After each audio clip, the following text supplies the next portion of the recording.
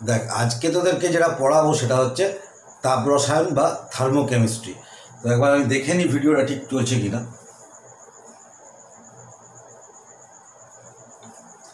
হ্যাঁ, ফোকাসটা ঠিক করলাম তোদের ক্লাসটার জন্য। যাই হোক, আমরা শুরু করছি থার্মোকেমিস্ট্রি বা তাপ রসায়ন।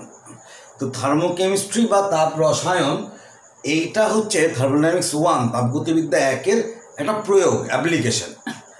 এখানে এটা মূলত আমাদের সিলেবাসে আছে ম্যাথামেটিক্স নির্ভর, অঙ্ক নির্ভর, নিউমেরিক্যাল প্রবলেমস, গাণিতিক সমস্যা সব থেকে বেশি আছে। একদমই সহজ জায়গা। এটা ক্লাস 7-8 ছেলে মেয়েদেরকে বোঝালেও ওরা বুঝে যাবে। একদম থার্মোডাইনামিক্স 1 বা 2-এর মতো অত জটিলতা এটার মধ্যে কিন্তু নেই। আমি ছোট্ট করে তোদেরকে বলছি, এই জায়গাটা তোরা একটু তোদের টেক্সট বইটা থেকে একটু রিডিং পড়বি, তাপ রসায়নের জায়গাটা। তাহলে দেখ, রিয়াকশন বা বিক্রিয়া, আমাদের যে রাসায়নিক বিক্রিয়া যেগুলোকে আমরা পাই, কেমিক্যাল রিয়াকশন যেগুলোকে পাই, আমরা সেগুলোকে তাপগতীয়ভাবে প্রধানত দুভাগে ভাগ করি।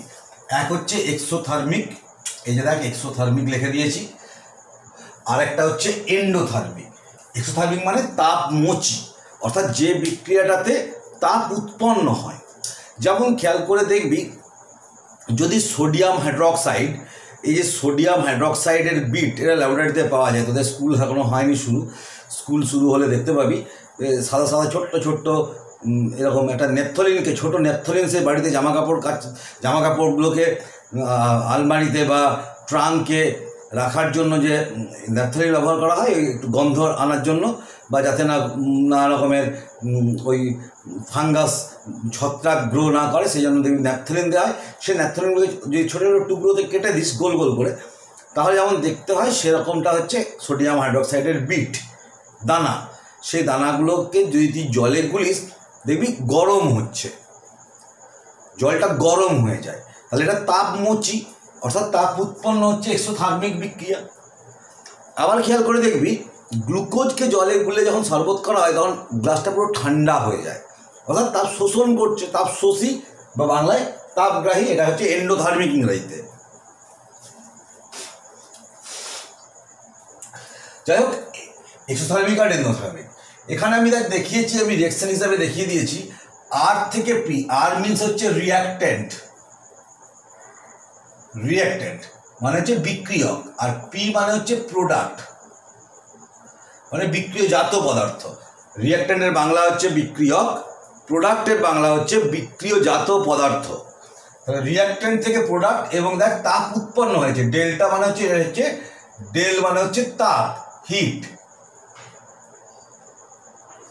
ডেল্টা হিট বা তাপকে ডেল্টা দিয়ে দেখানো হয়, তাপ উৎপন্ন হয়েছে। আর এন্ডোথার্মিক বিক্রিয়াতে দেখ আটটাকে তাপ দেওয়া হয়েছে, তাহলে প্রোডাক্ট তৈরি হয়েছে। অর্থাৎ এটাকে ধর, যদি আমি তাপটাকে ডান দিকে যেমন করে আমাদের বিক্রিয়াতে দেখানো হয় সেরকম করে দেখাতে চাই, আর সমান আর থেকে পি মাইনাস ডেল, তাই তো। মজাটা হচ্ছে কি, আমরা জানি থার্মোডাইনামিক্স 1-এর নিয়মে আমরা পড়েছি, সিস্টেম থেকে থার্মোডাইনামিক্স 1 মানে একদম তাপগতিবিদ্যার প্রথম সূত্রতে, ফার্স্ট লতে পড়েছি, কোনো সিস্টেম থেকে যদি কোনো জিনিস, এনার্জি হোক, ওয়ার্ক হোক, বেরিয়ে যায়, সেটা নেগেটিভ, ঢুকলে, প্রবেশ করলে পজিটিভ। সেটাই স্বাভাবিক। আমাদের পকেট থেকে টাকা বেরিয়ে গেলে নেগেটিভ হয় টাকাটা, পকেটে টাকা ঢুকলে পজিটিভ হয়। আমার একটা ক্লাসরুম থেকে যদি দুটো স্টুডেন্ট বেরিয়ে যায়, নেগেটিভ হলো স্টুডেন্টের সংখ্যা, আর যদি ঢুকে তাহলে পজিটিভ হলো, বাড়লো। একই রকমভাবে কোনো সিস্টেম থেকে কোনো কিছু বেরিয়ে গেলে নেগেটিভ, ঢুকলে পজিটিভ।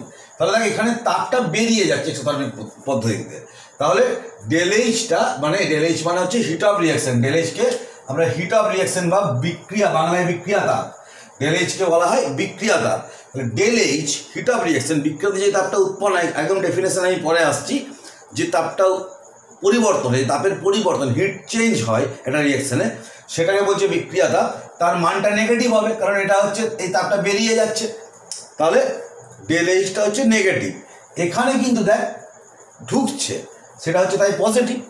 অর্থাৎ আমরা চিহ্নগতভাবে ম্যাথামেটিক্যালি যেটাকে আমরা পজিটিভ লিখি, সেটা অ্যাকচুয়াল ভ্যালু হচ্ছে নেগেটিভ, আর যেটাকে আমরা নেগেটিভ লিখছি সেটার অ্যাকচুয়াল ভ্যালু হচ্ছে পজিটিভ। এইটা যেন মনে থাকে।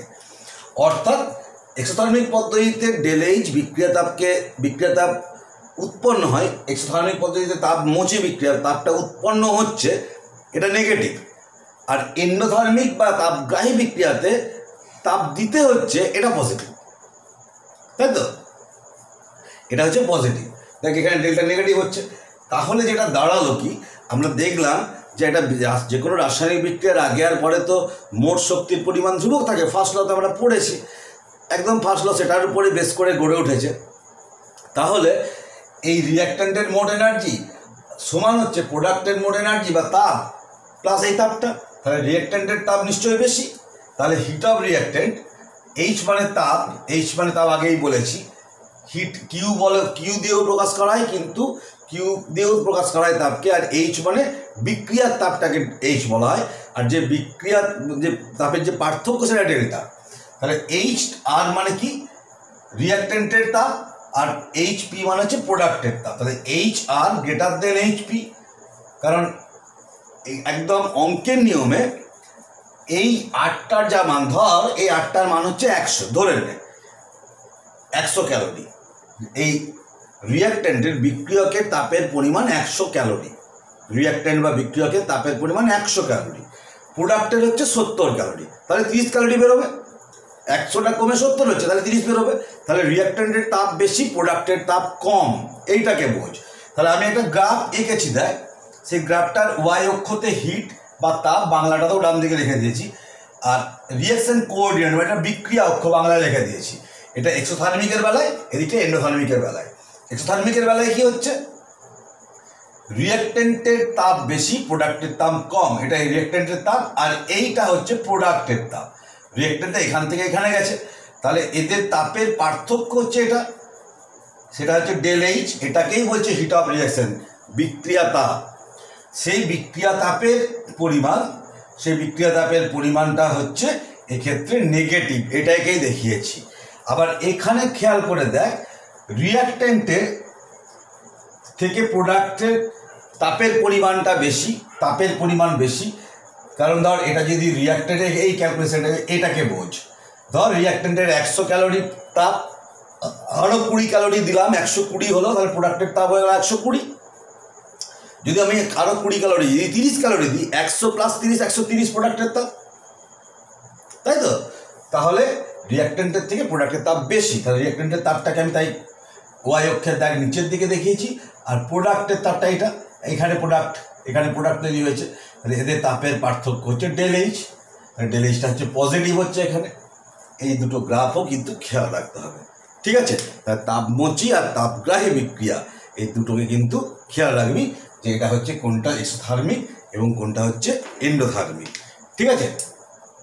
তাহলে আমিও কিছু তোদেরকে যে জায়গাগুলোকে আমি পড়াই সেগুলোকে আমি সবসময়তে লিখে রাখি, কারণ আমি পরপর সব টপিকগুলোকে যেন কভার করা যায়, তাই সেগুলোকে সবসময় আমি লিখে যে এই জায়গাটাকে তোদের পড়ানো হয়ে গেল। যাকে তোরাও এটাকে স্ক্রিনশট নিয়ে রাখ বা লিখে রাখ, ঠিক আছে?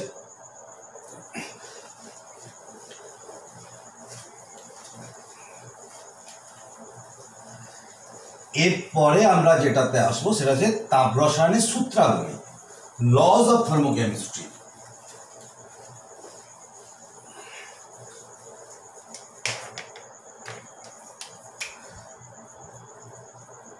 লজ অফ থার্মোকেমিস্ট্রি অর্থাৎ বাংলায়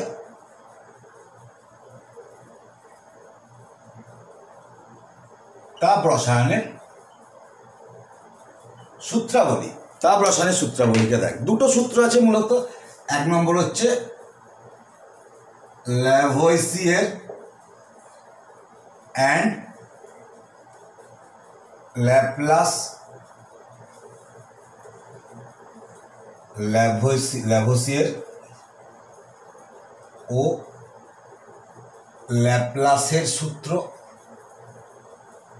ল ল্যাভোইসিয়ের অ্যান্ড ল্যাপ্লাস। তাপ রসায়নের সূত্রাবলীর প্রথম সূত্র হচ্ছে ল্যাভোইসিয়ের অ্যান্ড ল্যাপ্লাস। তাদের সূত্রাবলীটা কি দিল খেয়াল করে দেখ। বললো কি, একটা যে কোনো রাসায়নিক বিক্রিয়াকে যদি একদিকে সংগঠিত করা হয়, ধর এ থেকে বি করেছিস, তাতে যে তাপের পরিবর্তনটা হবে, ধরা যাক এখানে তাপের পরিবর্তন হলো এইচ, ডেল এইচ পরিমাণ তাপের পরিবর্তন হলো, হিট চেঞ্জ হলো ডেল এইচ। যদি বিক্রিয়াটিকে উল্টো দিকে সংগঠিত করা হয়, অর্থাৎ বি থেকে যদি এ করা হয়, তাহলে ওই একই পরিমাণ তাপ উৎপন্ন হবে কিন্তু বিপরীত চিহ্নযুক্ত, অর্থাৎ মাইনাস ΔH হবে। অর্থাৎ যদি প্রথম এই বিক্রিয়াটাতে যদি 20 ক্যালোরি তাপ উৎপন্ন হয়, 20 ক্যালোরি তাপ উৎপন্ন হয় বা 20 ক্যালোরি তাপ, তাহলে বি থেকে এতে 20 ক্যালোরি তাপ লাগবে। উল্টোটা যদি 20 ক্যালোরি তাপ লাগে এ থেকে বি হতে, তাহলে বি থেকে এ হতে 20 ক্যালোরি তাপ বেরোবে, উৎপন্ন হবে। মানে যদি একদিকে তাপটা পজিটিভ হয় আর একদিকে নেগেটিভ হবে, মানে বলতে চাইছি এ থেকে ধর এ প্লাস বি থেকে পি হলো আর 100 ক্যালোরি তাপ বেরোলো, তাহলে পি থেকে যদি এ প্লাস বি করতে হয় 100 ক্যালোরি তাপ দিতে হবে, এইটা বলতে চাইছে। বিক্রিয়াটাকে যদি উল্টো পথে সংগঠিত করা হয় তাহলে সমপরিমাণ তাপের পরিবর্তন হবে কিন্তু বিপরীত চিহ্নযুক্ত হবে। Heat change, amount of heat চেঞ্জটা সেম হবে কিন্তু সাইনটা অপোজিট হবে।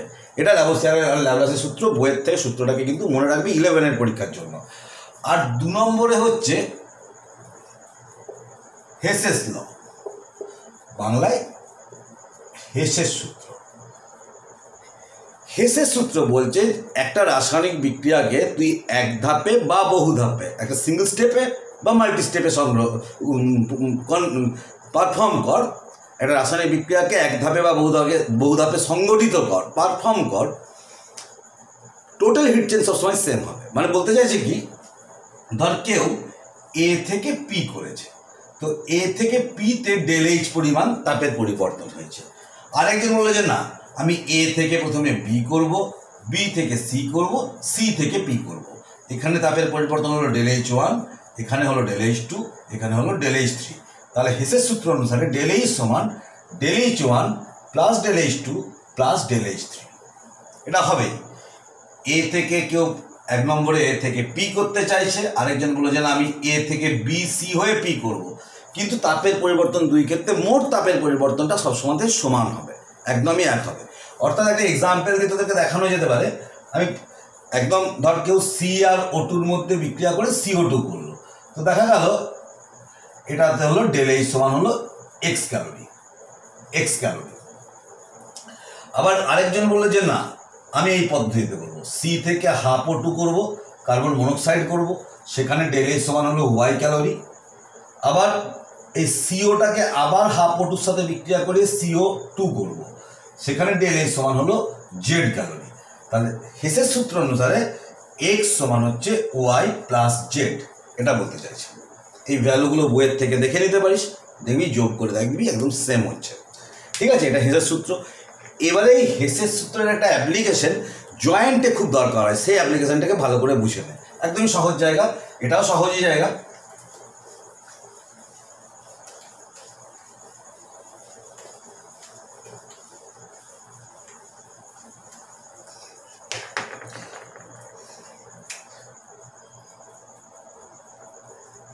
অ্যাপ্লিকেশন অফ হেসেস ল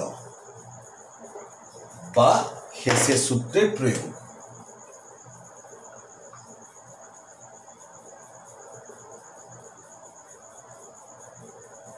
হেসের সূত্রের প্রয়োগ, এই প্রয়োগটা কি হয়, এটা হচ্ছে ল্যাটিস এনার্জি। তো কেমিক্যাল বন্ডিং ল্যাটিস এনার্জি পড়েছি, সেই ল্যাটিস এনার্জি নির্ণয়, অর্থাৎ determination of lattice energy U, lattice শক্তি নির্ণয়। যে পদ্ধতিতে এটা দুজন বিজ্ঞানী এই পদ্ধতিটাকে হেসের সূত্রের সাহায্যে আবিষ্কার করেছিল, তাদের নাম অনুসারে এটাকে বলা হয় বর্ন হেভার সাইকেল।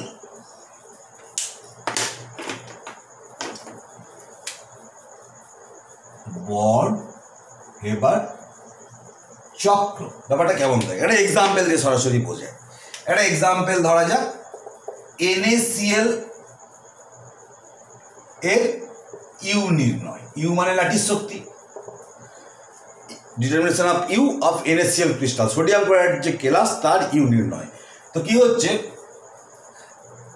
করলি কি, সোডিয়াম সলিড, সোডিয়ামকে তুই প্রকৃতিতে কঠিন পদার্থ হিসেবে, ধাতু কঠিন পদার্থ হিসেবে পাওয়া যায়, এনে ব্র্যাকেটে এস মানে সলিড, সেটাকে সোডিয়ামকে ভেপার করলাম। কারণ দেখবি আমরা যখন কি করছি দেখ, ভেপার করলাম, সেই ভেপারটাকে Na+ করলাম।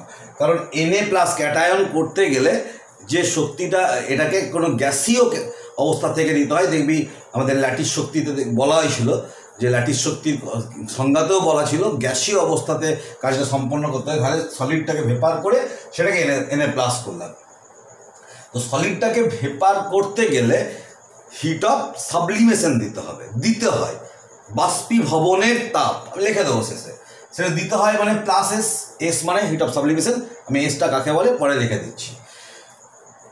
এবার ভেপারটাকে, সোডিয়াম হলো, সেটাকে Na+ করছি, কি দিতে হয় 11-এর, এটাও পড়েছি পর্যায় সারণীতে, আয়নাইজেশন এনার্জি বা আয়নাইজেশন পোটেন্সিয়াল, আয়নীভবন শক্তি, সেটাও দিতে হয় আয়নাইজেশন এনার্জি, এটাকেও আমি পরে লিখে দেবো। আবার করলে কি, ক্লোরিনটাকে, ক্লোরিন তো গ্যাস হিসেবেই থাকে, এটা গ্যাস হিসেবেই থাকে, এটার কোনো চিন্তাই নেই। ক্লোরিনটাকে Cl করব, তাহলে হাফ Cl2 নেব, এই জায়গাটাকে একটু বুঝে নে। তাহলে ক্লোরিনটা কিভাবে থাকে, এরকম করে ক্লোরিন Cl2 অণু, এটাকে আমরা এখানটা ভেঙে 2Cl করব, তাহলে বন্ধনটাকে ভাঙতে হয়, তাহলে বন্ড ডিসোসিয়েশন এনার্জি লাগে, তাহলে প্লাস ডি মানে হচ্ছে ডিসোসিয়েশন এনার্জি, সেটাও লেখা দেবো। বন্ধন বিয়োজন শক্তি, বন্ধনটাকে ভাঙছি, ভাঙার জন্য শক্তি লাগছে, সেক্ষেত্রে ডি দিলে 2Cl তৈরি হয়, কিন্তু আমার দরকার একটা Cl, তাই হাফ Cl2 নিয়েছি। তাহলে এটাকে লাগছে প্লাস হাফ অফ ডি, কারণ শুধু ডি দিলে 2Cl তৈরি হতো। আমার তো NaCl তৈরি করা আছে, Cl2 তো তৈরি করার নেই, Clটাকে এবারে Cl- করবো, অ্যানায়ন করবো। সেই Clটাকে Cl- করতে গেলে ইলেকট্রন অ্যাফিনিটি, ইলেকট্রন আসক্তি, আমি তোদের এটাও পর্যায় সারণীতে পড়েছি, ইলেকট্রন অ্যাফিনিটি, ইলেকট্রনটা দিলে শক্তি নির্গত হয়, বেরোয়, অর্থাৎ নেগেটিভ। ইলেকট্রন অ্যাফিনিটি বা ইলেকট্রন আসক্তি সবসময় নেগেটিভ হয়। তাহলে এবারে এইভাবে আমরা NaCl যোগ করলে NaCl পাই। আবার কেউ এরকম করে ডাইরেক্ট কম্বাইন করেও কিন্তু NaCl পেতেই পারে। তাহলে সেক্ষেত্রে কি হবে, ল্যাটিস শক্তি ইউ ডাইরেক্ট হচ্ছে, ল্যাটিস শক্তি ইউ পাবি, সেটা ইউটা মুক্ত হয় মানে মাইনাস, মানে এই পুরোটার যোগফল মানে ইউ, অতএব হেসের সূত্র অনুসারে মাইনাস ইউ সমান হচ্ছে S plus I plus half of D minus EA, और ইউ সমান EA minus S minus I plus half of D. এবারে আমি সবগুলোকে লিখে দিচ্ছি, ইউটা তো লেখাই আছে, এস হিট অফ সাবলিমেশন, বাষ্পীভবনের তাপ, এস আই আয়োনাইজেশন এনার্জি, আয়নীভবন শক্তি, ডি ডিসোসিয়েশন এনার্জি, বিয়োজন শক্তি, বন্ধন বিয়োজন শক্তি, বন্ড ডিসোসিয়েশন এনার্জি বললে ভালো হতো, শুধু বিয়োজন শক্তি বললেও চলবে, ডি, আর ইএ ইলেকট্রন অ্যাফিনিটি, বাংলায় ইলেকট্রন আসক্তি, আর ইউ তো ল্যাটিস এনার্জি আগে লেখাই আছে। এটি হচ্ছে, তাহলে এইভাবে তোকে জয়েন্টের ক্ষেত্রে এগুলো এই সব ভ্যালুগুলো দিয়ে দেবে, ইউটা বার করতে হবে, বা ইউটা দিয়ে দিল, একটা কোনো ভ্যালু দিবে না, বাকি ভ্যালুগুলো দিয়ে দেবে, তোকে বার করতে হবে। কিন্তু মাথায় রাখবি সমস্ত ক্ষেত্রে আলাদা আলাদা, মানে প্রতিটা CaCl2 ক্ষেত্রে এই বন্ড হারবার সাইকেলটা কিন্তু আলাদা, এই সাইকেলটা চক্রটা কিন্তু আলাদা হয়ে যাবে। কারণ CaCl2 দেখ, অ্যাকচুয়ালি ব্যাপারটাকে দেখ, CaCl2 এখানে দুটো Cl লাগছে, তার মানে এখানে Cl2 থেকে শুরু করতে হবে 2Cl, তাহলে 2Cl থেকে 2Cl মাইনাস, তাহলে 2E লাগবে সেক্ষেত্রে। আবার ক্যালসিয়ামটা যোজ্যতা 2+, তাহলে ক্যালসিয়াম এখান থেকে ক্যালসিয়াম ভেপার হবে, কিন্তু ক্যালসিয়াম থেকে ক্যালসিয়াম 2+, মানে 2 অফ আই হবে, 2+ যেহেতু, তাহলে এইগুলোকে মাথায় রাখতে হবে। এইভাবে জয়েন্টের ক্ষেত্রে ক্যালকুলেশনগুলো বিভিন্ন ক্লাসের ক্ষেত্রে বিভিন্ন হয়, সেগুলোকে একটু দেখতে হবে। তাহলে এই জায়গাটাকে তোরা স্ক্রিনশট নিয়ে নে, আমি পরের জায়গায় চলে যাচ্ছি।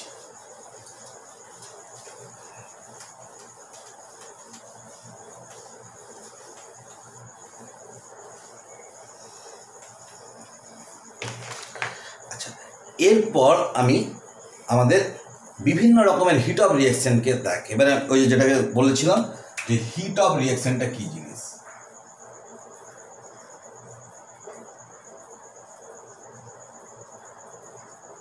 বিক্রিয়া তাপ, বিক্রিয়া তাপটাকে অলওয়েজ এটাকে ডেল এইচ হিসেবে দেখানো হয়। এই বিক্রিয়া তাপটাকেই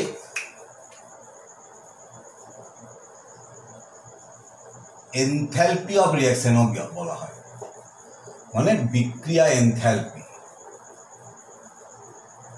একই ব্যাপার। এনথ্যালপি এখানে তাপের সমার্থক থার্মোকেমিস্ট্রি বা থার্মোডাইনামিক্সের ক্ষেত্রে, তাহলে এনথ্যালপি অফ রিয়াকশন মানেও তাই ডেল এইচ, কারণ এইচকে আমরা এনথ্যালপি দিয়ে প্রকাশ করেছিলাম আগে, সেই সেন্সে এখানে হিটটাকে এইচ দিয়ে প্রকাশ করা হচ্ছে এনথ্যালপি হিসাবে, ঠিক আছে। তাহলে del H heat of reaction, কারণ অ্যাকচুয়ালি পিওর হিটকে আমরা কিউ দিয়ে প্রকাশ করেছি থার্মোডাইনামিক্সে।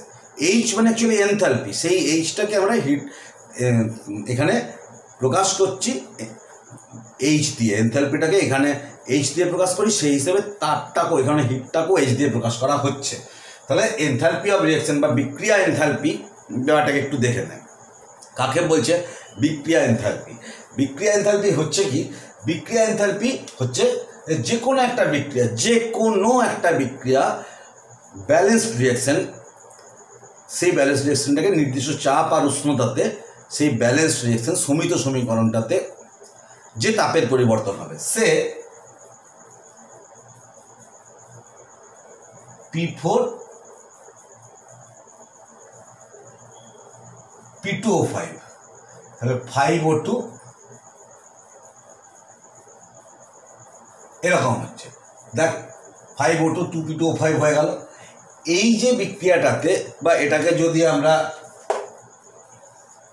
আচ্ছা P4 দিয়ে দেখালাম, P4, তাহলে এইটা হচ্ছে হিট অফ,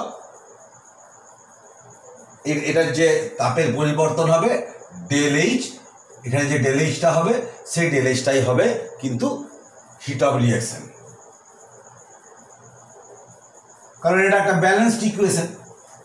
আবার তুই যদি 2P4 প্লাস 10O2 থেকে 4P2O5 করিস, সেটাকেও আমরা কিন্তু হিট অফ রিয়াকশন বলবো, তা বিক্রিয়া তাপ বলবো। এই পার্টিকুলার বিক্রিয়া, অর্থাৎ এরা যে কোনো বিক্রিয়াকে যে মোডে লিখবি সেখানে যে তাপের পরিবর্তনটা হবে তাকে বলবো সেই বিক্রিয়াটার তাপ, বিক্রিয়া তাপ বা বিক্রিয়া enthalpy, heat of reaction del H.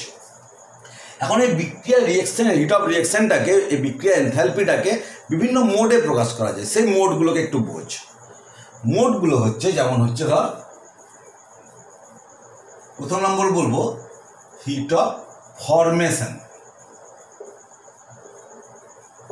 গঠন তাপ বা গঠন এনথ্যালপি একই ব্যাপার, ডেল এইচ এফ। আচ্ছা এই প্রশ্ন দ্বারা এটাকে লেখার আগে আরেকটা জিনিস বলে দিই, আর মাথায় রাখবি 298 কেলভিন তাপমাত্রা আর 1 অ্যাটমসফিয়ারিক প্রেসারে ডেল এইচটাকে আমরা বলি ডেল এইচ নট, অর্থাৎ স্ট্যান্ডার্ড হিট অফ রিয়াকশন। প্রমাণ গঠন তাপ, প্রমাণ বিক্রিয়া তাপ বা বিক্রিয়া এনথ্যালপি। যদি পার্টিকুলার এই ক্যালভিন তাপমাত্রার এই অ্যাটমসফিয়ারিক প্রেসারটা ব্যবহার করা হয় তখন তাকে বলবো প্রমাণ বিক্রিয়া তাপ, ডেল এইচ নট দিয়ে প্রকাশ করা হয়। তাহলে এবারে চলে আসি আমরা হিট অফ ফরমেশন, গঠন তাপ, ডেল এইচ এফ।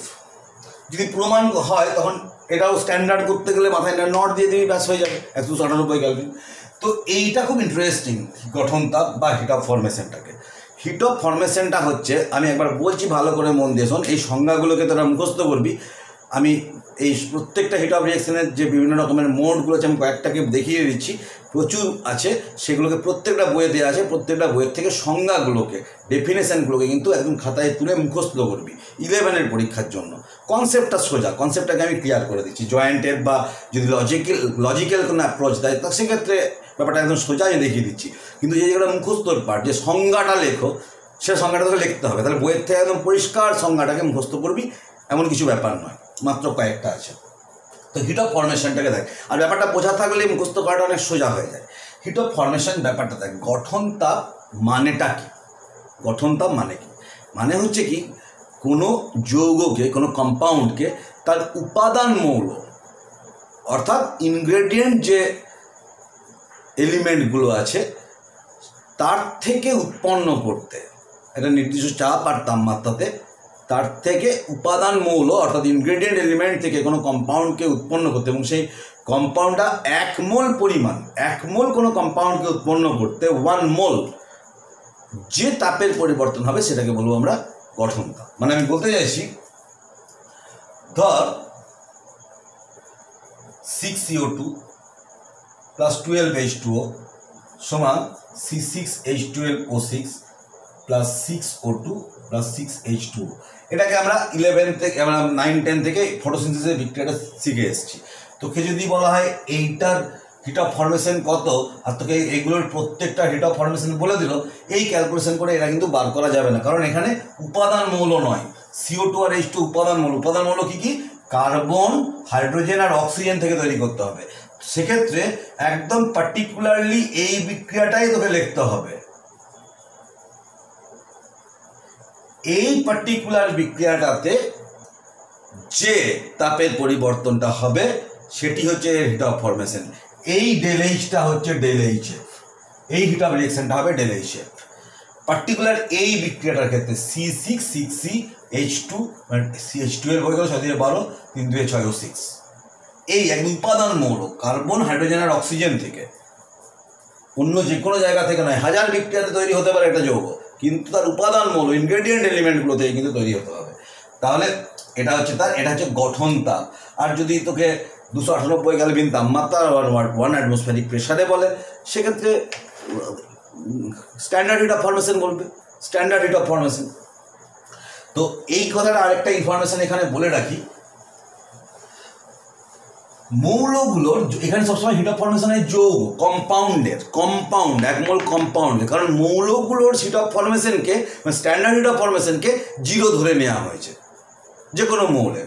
যেমন ধর ডেল এইচএফ স্ট্যান্ডার্ড অক্সিজেনের 0, ডেল এইচএফ নাইট্রোজেনের 0, ডেল এইচএফ সোডিয়াম 0, সব 0।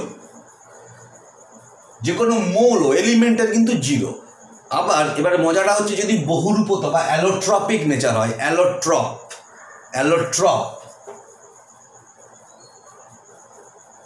অ্যালোট্রপিক নেচার, বহুরূপতা যখন হয়, যাদের অনেকগুলো রূপভেদ, যেমন কার্বনের, কার্বন, গ্রাফাইট, হিরক, হিরক, graphite, Buckminster, fullerene, gas carbon, নানা রকম আছে। এবার তুই কার ক্ষেত্রে 0 ধরবি? সেখানে বলছে কি সবথেকে যেটা স্টেবল অ্যালোট্রপ বা বহুরূপ, রূপভেদ, তারটাকে 0 ধরবি। অর্থাৎ কার্বনের ক্ষেত্রে যেমন গ্রাফাইট, লিখে রাখবি এগুলো, গ্রাফাইট যেমন অক্সিজেন ওজন যে রূপভেদ হয় সেখানে অক্সিজেনেরটাকে 0 ধরবি, মানে এদের ডেল এইচ স্ট্যান্ডার্ড এফ সমান 0, কার্বনের গ্রাফাইট। আবার সালফারের ক্ষেত্রে রম্বিক সালফার, ফসফরাসের ক্ষেত্রে রেড ফসফরাস, লাল ফসফরাস ইত্যাদি, এদেরগুলোকে 0 ধরে নেওয়া হয়েছে। হোয়াইট ফসফরাস, সাদা ফসফরাসের কিন্তু 0 নয়। আবার মনোক্লিনিক সালফারের 0 নয়। আবার কার্বনের হিরক বা ডায়মন্ডের কিন্তু 0 নয়। ফুলারিনের 0 নয়। গ্যাস কার্বনের 0 নয় ইত্যাদি। বোঝা গেল?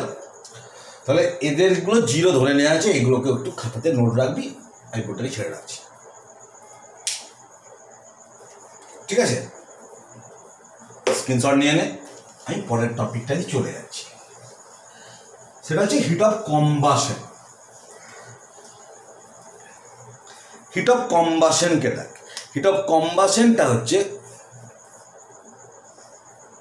হিট অফ কম্বাশন, বাংলায় বলে দহন তাপ।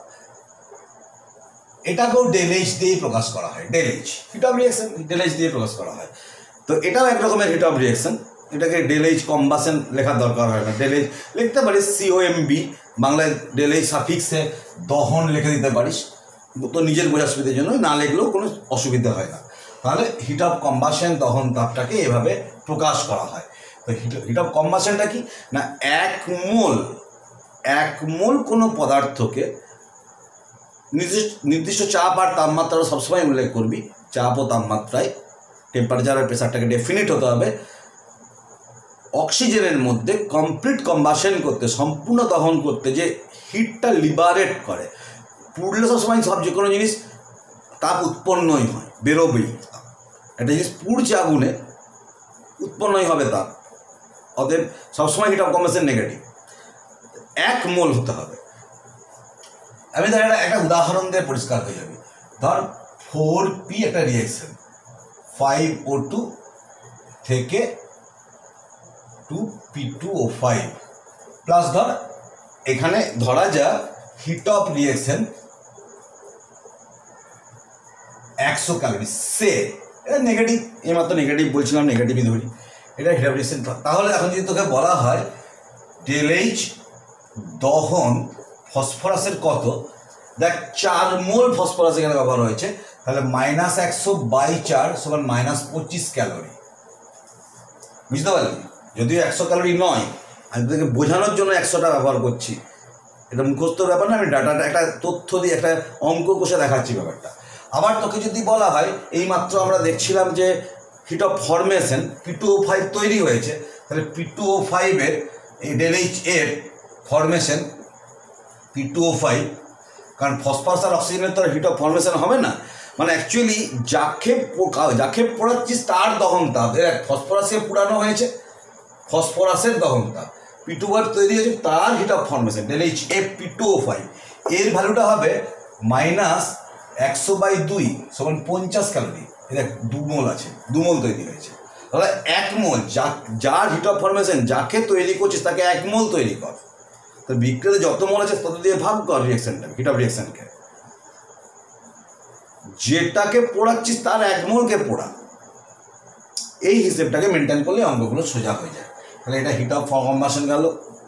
এছাড়াও তোরা যেগুলোকে তোরা করবি, মুখস্থ করবি, সব 1 মোল, নির্দিষ্ট তাপ আর তাপমাত্রাতে 1 মোল। হিট অফ ফিউশন গলন তাপ, তাহলে 1 মোল কোনো কঠিন পদার্থকে গলতে নির্দিষ্ট তাপ আর তাপমাত্রায় যে হিট চেঞ্জটা হবে সেটাকে বলবি হিট অফ ফিউশন বা গলনের তাপ। হিট অফ ভেপারাইজেশন বাষ্পীভবনের তাপ, একই। 1 মোল কোনো তরলকে যখন বাষ্পীভূত করবি নির্দিষ্ট চাপ আর তাপমাত্রায় যে তাপের পরিবর্তন হবে। অ্যাটোমাইজেশন এনথালপি ΔH, অ্যাটোমাইজেশন এনথালপিটাকে আবার বলা হয় ΔH অ্যাটম। তাহলে একটা 1 মোল কোনো মৌলের 1 মোল পরমাণু তৈরি করতে, একটা মৌলের ধর অক্সিজেনের হিট অফ অ্যাটোমাইজেশন, অক্সিজেনের কত না 1 মোল অক্সিজেন পরমাণু তৈরি করতে, অক্সিজেন থেকে, অক্সিজেন মৌলটা থেকে 1 মোল অক্সিজেন পরমাণু, সব 1 মোল, যে ডেফিনেশনটা যার দিবি তাকে 1 মোল ব্যবহার করতে হবে। এই হচ্ছে ব্যাপার, সেটাকে বলছে হিট অফ অ্যাটোমাইজেশন বা অ্যাটোমাইজেশন এনথালপি। এরপরে দেখ হিট অফ নিউট্রালাইজেশন, প্রশমন তাপ। হিট অফ নিউট্রালাইজেশনটাকে একটু বলি। নিউট্রালাইজেশন, প্রশমন তাপ, এটাকেও ΔH দিয়ে প্রকাশ করা হয়। নিউট্রালাইজেশনটাকেও ΔH দিয়ে প্রকাশ করা হয়। হিট অফ নিউট্রালাইজেশনটা কি না 1 গ্রাম ইকুইভ্যালেন্ট, 1 গ্রাম তুল্যাঙ্ক অ্যাসিড আর 1 গ্রাম তুল্যাঙ্ক বেস, 1 গ্রাম ইকুইভ্যালেন্ট বেস ক্ষারকে বিক্রিয়াতে লবণ আর জল তৈরি হয়, সল্ট আর ওয়াটার তৈরি হয়। 1 গ্রাম ইকুইভ্যালেন্ট অ্যাসিডকে 1 গ্রাম ইকুইভ্যালেন্ট বেস দিয়ে বিক্রিয়া করে লবণ আর জল তৈরি করতে যে তাপটা সবসময়, এক্ষেত্রে তাপ সবসময় বেরোয়, ΔH নেগেটিভ হয়, যে তাপটা মুক্ত হয় তাকে বলছে হিট অফ নিউট্রালাইজেশন। এবং এটা যদি স্ট্রং অ্যাসিড যদি হয়, অ্যাসিডটা যদি তীব্র প্লাস তীব্র ক্ষারক, স্ট্রং বেস যদি হয়, সেক্ষেত্রে ΔH এর মানটা -13.7 কিলো ক্যালোরি। এটাকে মুখস্থ রাখবি, এই ইনফরমেশনটা 13.7 কিলো ক্যালোরি। এইগুলোকে একটু দেখে রাখবি, বোর্ডটাকে আমি ছেড়ে রাখছি, লিখে রাখ। আরেকটা জিনিস করতে হয়, বন্ধন বিয়োজন শক্তি এবং বন্ধন শক্তি।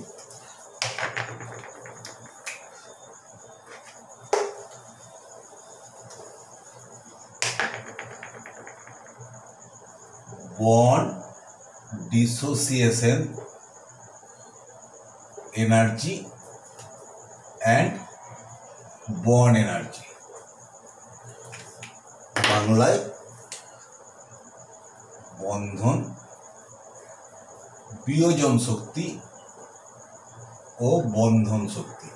এই ব্যাপারটাকে দেখ, একদমই সহজ ব্যাপার। একটা বন্ধন শক্তি মানে একটা নির্দিষ্ট ধরনের বন্ধনকে ভাঙতে, পার্টিকুলারলি দেখ, ধর CH4 মিথেন আছে, সেই মিথেনটাকে কী করলি, আগে এটাকে ভাঙলি, তাহলে সি তিন দিকে তিনটে H গেল আর একটা হাইড্রোজেন হলো। এই পার্টিকুলার এই বন্ধনটার 1 মোল পরিমাণকে ভাঙতে, মানে এটা ধর H1, এটা H2, এটা H3, এটা H4, চারটে হাইড্রোজেন, চারটে নাম দিয়ে দিলাম, 1 নম্বর হাইড্রোজেন, 2 নম্বর, 3 নম্বর, 4 নম্বর। প্রথম হাইড্রোজেনটাকে ভাঙতে, এটা 2, এটা 3, 4 রয়ে গেল। প্রথম হাইড্রোজেনটাকে 1 মোল পরিমাণে এই বন্ধনটাকে ভাঙতে যে তাপের পরিবর্তন হবে সেটাকে আমরা বলবো বন্ধন বিয়োজন শক্তি, বন্ড ডিসোসিয়েশন। এটাকে আমরা এটা ΔH1 বলতে পারি। 1 মোল পরিমাণ হতে হবে অবশ্যই। আর বন্ধন শক্তি হচ্ছে কি, তাহলে এবার সেকেন্ডটাকে করতে গেলে সেকেন্ডটাকে ভাঙতে পারিস, থার্ডটাকে ভাঙতে পারিস, চারটাকে, 4 নম্বরটাকেও ভাঙতে পারিস, তাহলে ΔH1, ΔH2, ΔH3, ΔH4 পাবি। বন্ড এনার্জি হচ্ছে কি এই শক্তিগুলোর গড়, এগুলোর গড়, মানে বন্ধন শক্তি বা বন্ড এনার্জি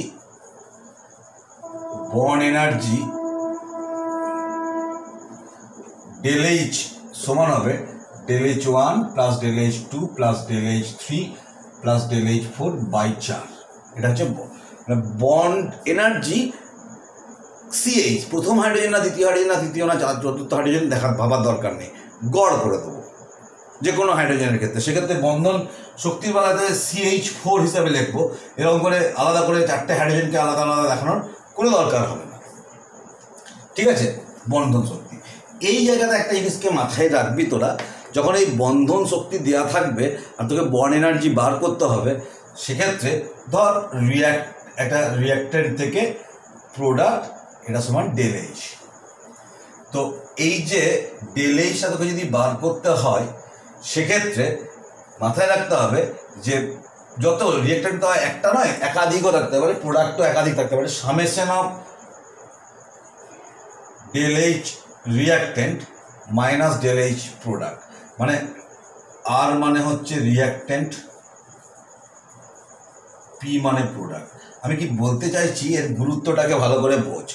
যে কোনো কিছুতে যখন পার্থক্য বার করতে হয়, অন্তিম মাইনাস প্রাথমিক, ফাইনাল মাইনাস ইনিশিয়াল, অর্থাৎ ফাইনালটা কি প্রোডাক্ট, ইনিশিয়ালটা হচ্ছে রিঅ্যাক্ট্যান্ট। কিন্তু একমাত্র এই কেসটার ক্ষেত্রে বন্ড এনার্জি HR মানে হচ্ছে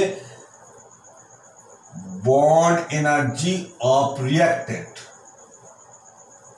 আর HP মানে হচ্ছে, বাংলায় লিখছি, এটা বাংলায় লিখে দিচ্ছি, বিক্রিয়জাত বা প্রোডাক্ট, পি ফর প্রোডাক্ট, বিক্রিয়জাত পদার্থের বন্ধন শক্তি। আর সামেশন মানে কি, ওই যতগুলো আছে তাদের যোগফল, একাধিক থাকলে তার যোগফল হবে, আর একটা থাকলে সামেশন দিবি না, সিম্পল। এই যদি আমার এই বিক্রিয়াটার ক্ষেত্রে পার্টিকুলার আমি যে উদাহরণটা দিচ্ছি, সেটা সামেশন দেওয়ার দরকার নেই, আমি জেনারেলাইজ করেছি এখানে। তাহলে এখানে যেটা বলতে চাইছি, দেখ রিঅ্যাক্ট্যান্ট মাইনাস প্রোডাক্ট হচ্ছে এইটা ব্যতিক্রম। কেন না, কারণটা হচ্ছে কি, একটা রাসায়নিক বিক্রিয়া মানেটা কি, এটা রাসায়নিক বিক্রিয়াতে কেন এনথালপির পরিবর্তন, এটা একটা প্রশ্ন থার্মোডাইনামিক্সে। একটা রাসায়নিক বিক্রিয়া এনথালপির পরিবর্তন বা এনার্জির পরিবর্তন হয় কেন। এটা রাসায়নিক বিক্রিয়া মানে হলো কি, একটা কেমিক্যাল রিঅ্যাকশন হচ্ছে কি, কিছু ওল্ড বন্ড, কিছু পুরানো বন্ধনের ভেঙে যাওয়া এবং কিছু নিউ বন্ডের ফর্মেশন, গঠিত হওয়া। তাহলে আগে পুরানো বন্ধনগুলোকে ভাঙতে হবে, তারপর নতুন বন্ধন তৈরি হবে। ধর আমি কি বলতে চাইছি, দেখ এই জায়গাটাকে তোর স্ক্রিনশট নিয়ে নে। আমি যেটা বলতে চাইছি, ধর তুই জল তৈরি করতে চাইছিস, জল তৈরি করা মানে O2 প্লাস H2 থেকে 2H2O, এই তো।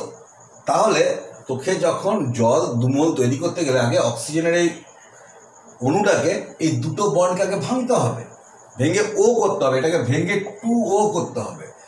আর এখানে বন্ডটাকে ভেঙে একটা হাইড্রোজেন অণুকে ভাঙলে, H2কে ভাঙলে 2টো H হয়, 2H2কে ভাঙলে 4টে H হবে, দিয়ে তারপরে এরা জুড়ে আবার এটা তৈরি করবে।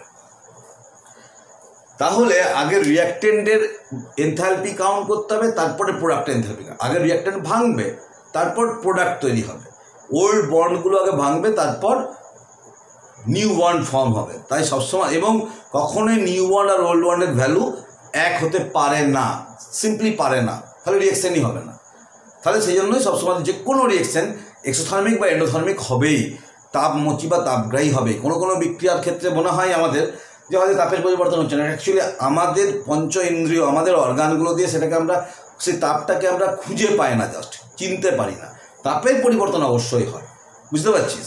তাই তাপের পরিবর্তন যে কোনো বিক্রিয়াতে হবেই, হয় তাপমোচী বা তাপগ্রাহী, সামান্য হলেও তাপের পরিবর্তন কিন্তু হবেই। তাহলে আজকে থার্মোকেমিস্ট্রি এখানে শেষ করলাম, পরের দিন থার্মোকেমিস্ট্রি 2-তে চলে যাব। তাহলে আজ তাহলে চলি, ভালো থাকিস।